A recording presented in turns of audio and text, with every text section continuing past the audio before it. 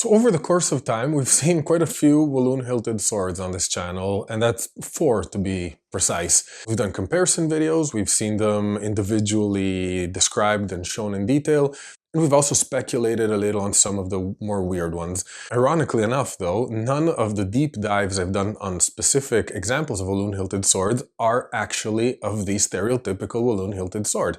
We've seen the Amsterdam City Guard sword, we've seen the Dutch East India Company sword, we've seen the mini version of a Walloon-hilted sword. Some have cross hilts, which are unusual, some don't have the guard that's complete in this typical sense, some have a monoblock kind of hilt without the applied shells. I just realized I've kept delaying showing the actual one Walloon-hilted sword I have, which is the stereotypical one. So here we go. Today we're kind of filling that gap when we're looking at the Walloon-hilted sword.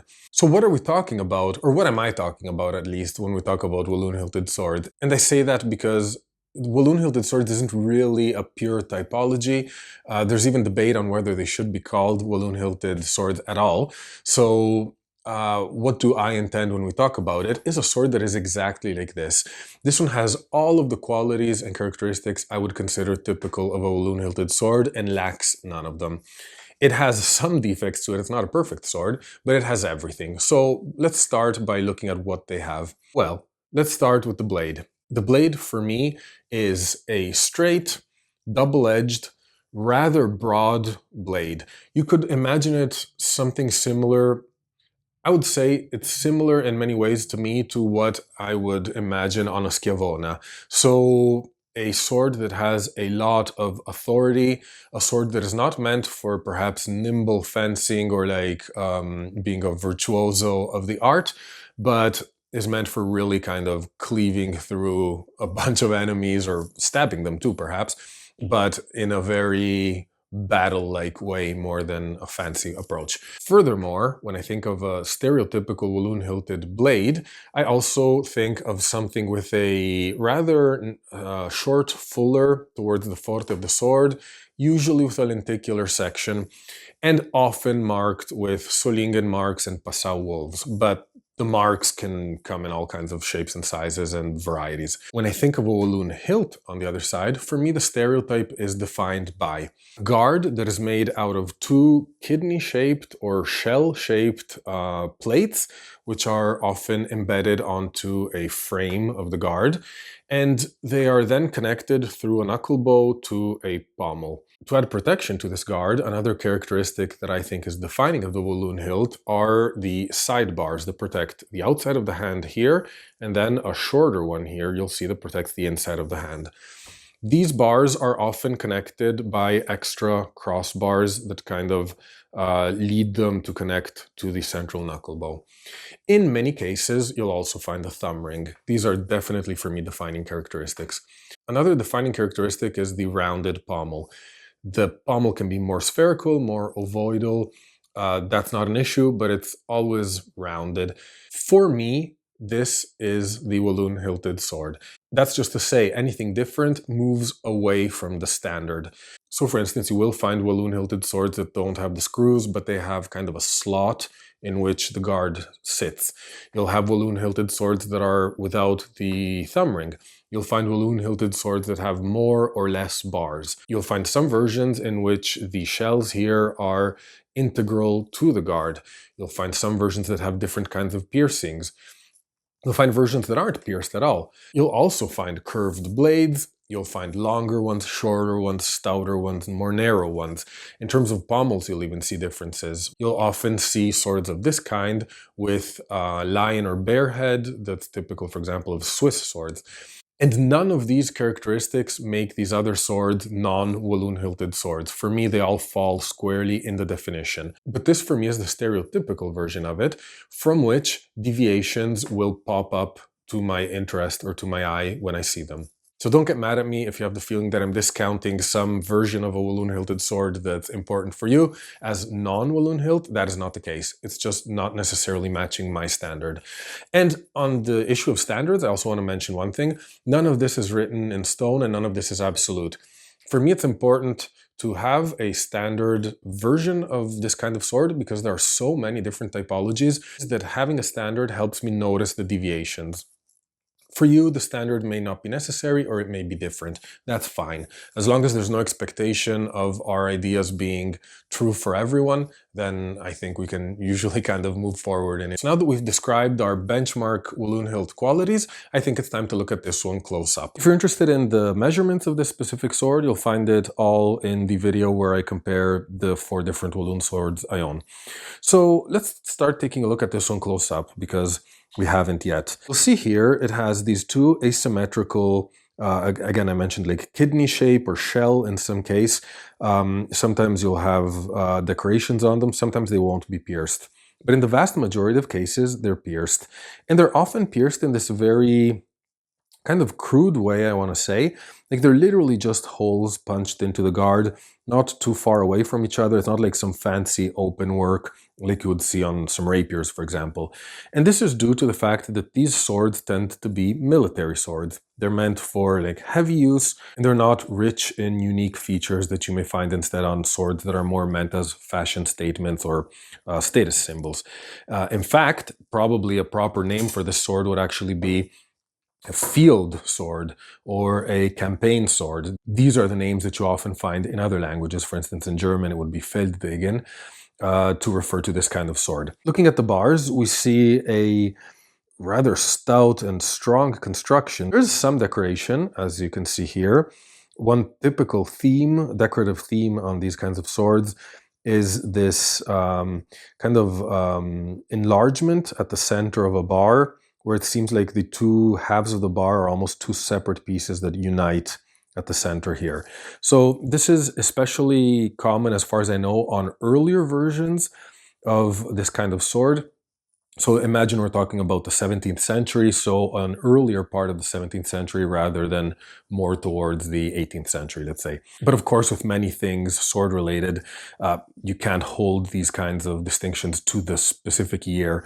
It's just a general trend. We'll also notice the thumb ring here. You'll see that it's quite comfortable, but also that it's generally comfortable for the unarmored thumb. Like if I already had a very thick glove, it would fit, but like my thumb rests comfortably here without a glove, let's say. So it could probably fit a light glove, but I'm not sure how much more.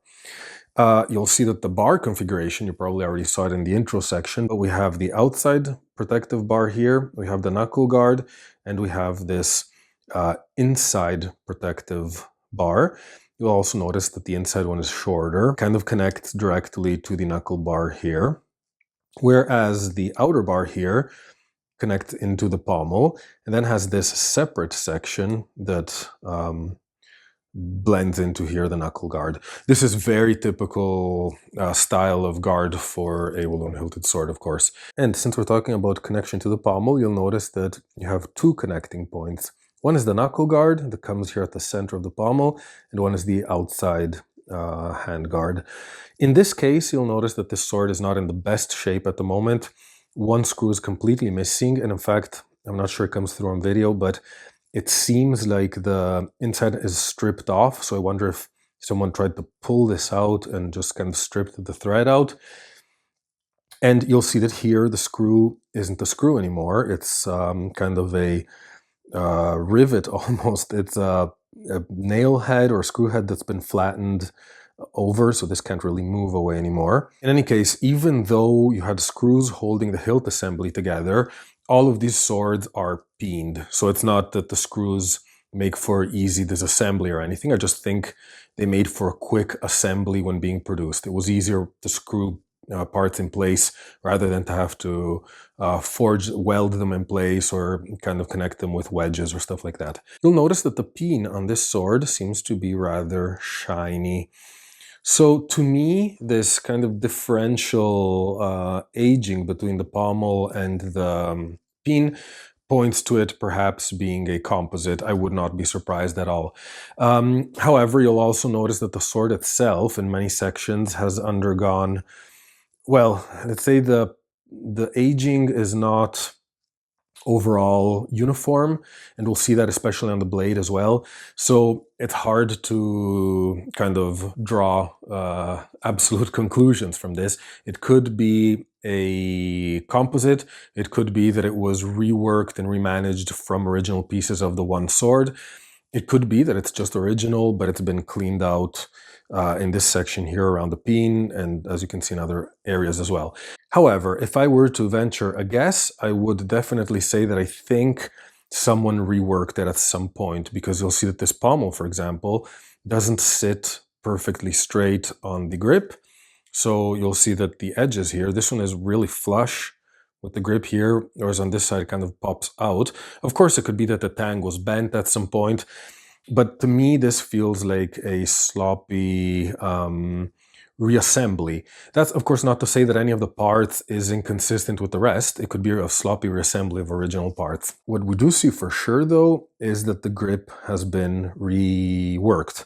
This kind of coarse wire binding is usually typical of rewired grips. It's not what you would, even on munitions grade, so to speak, swords of the time, the wire binding would be a little more refined in my experience. You also see there's a lack of Turk's head knots, and you instead have these ferrules. This is also rather unusual. You would normally see, or at least in all of the versions I've seen, you normally have the Turk's head knot as a closing device to kind of seal the grip section here.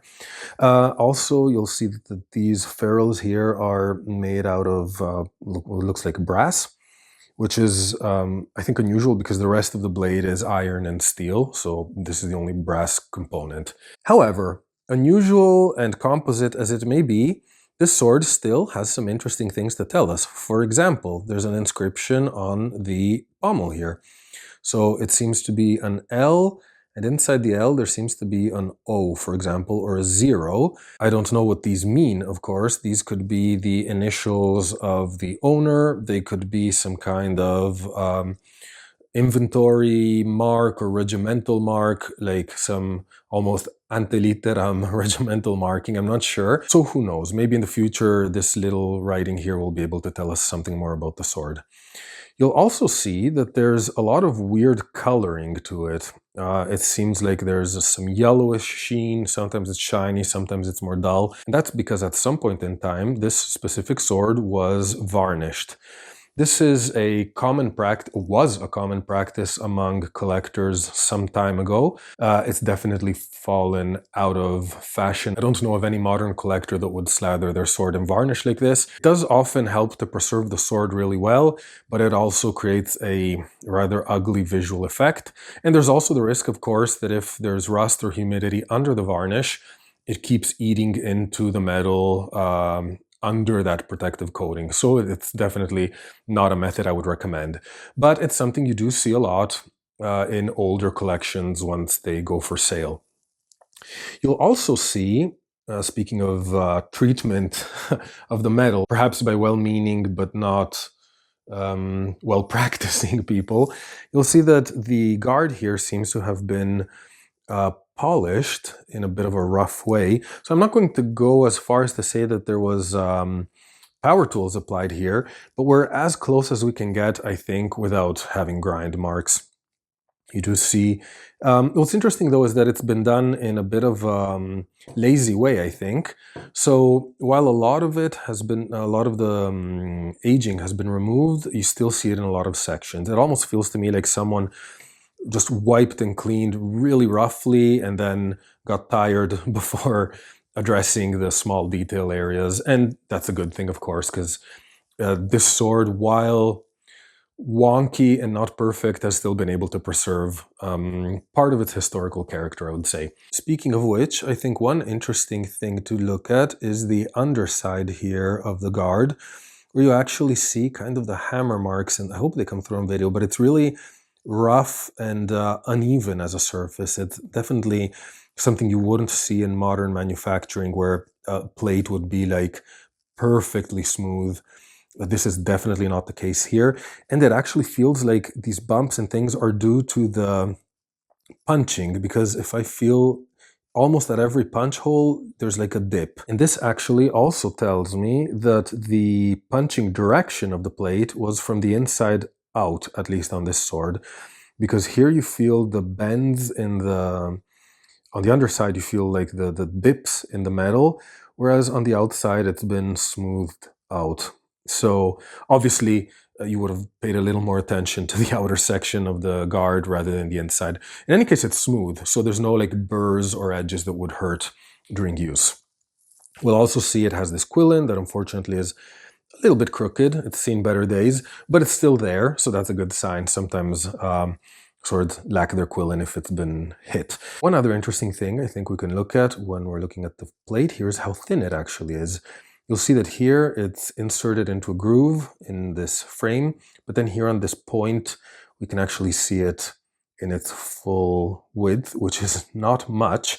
So these would have not held a full-on thrust. In fact, in many cases, you see these swords are damaged. You have the guards that have been pierced or like broken through. And in many cases, the guard itself just is missing because they would have fallen off or come off at some point in time. So this is, as far as the guard, the things I wanted to show you in which I think are most interesting on this specific sword. Moving on to the blade, if you remember the Amsterdam City Guard sword I have, the blade is surprisingly similar in terms of width, in terms of length of the fuller, in terms of size of the fuller, in terms of lenticular section.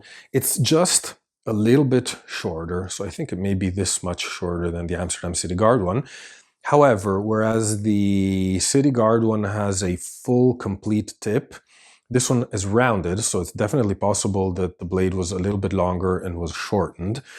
But I would be very surprised if these blades weren't from, if not the same manufacturer, at least from the same kind of order or consignment. They're so similar that, that I wouldn't be surprised if they came from the same forge. Speaking of which, markings.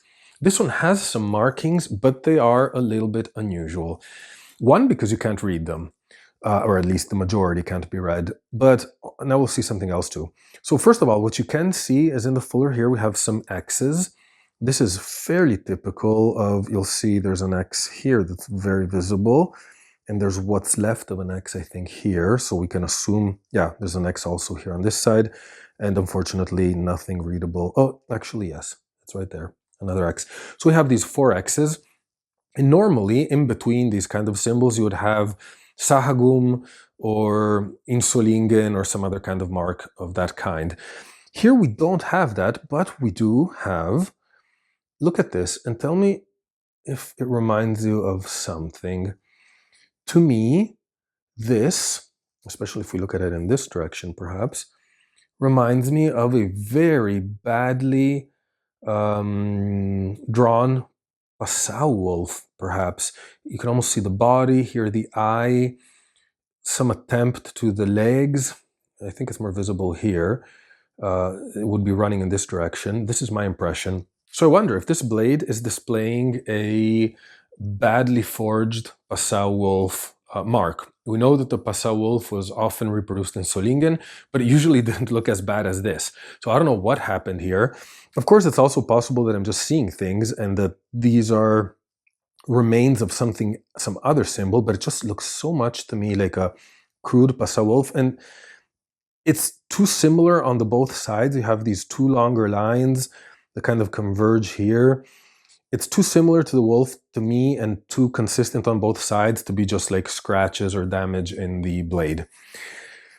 So I don't know. I'm curious to hear your opinion on what this may be. However, apart from the X's, which are definitely a mark, and the weird Passau Wolf, which I don't know what it is, there are no other marks. There are no stamps. There's no like maker's mark. There's nothing to enable us to identify this blade in any better way. But, and this brings me back to the issue of someone trying to clean it in a very rough way, but I think perhaps stopping just before causing irreparable damage. You also see these weird lines. These I've seen on power tool cleaned or aggressively cleaned blades. You'll normally see these weird lines here. I don't know if it's a Dremel, if it's something manual that was done at some point, but it's usually visible on some damaged blades. Luckily, here we have a very minor amount of this damage. It's mostly these 2 lines you see here, and I think there's something on the other side as well. But Overall, it's not horrible. So the blade has been cleaned for sure, because you can see there's pitting and everything, but the blade itself at some point has had most of the corrosion removed here.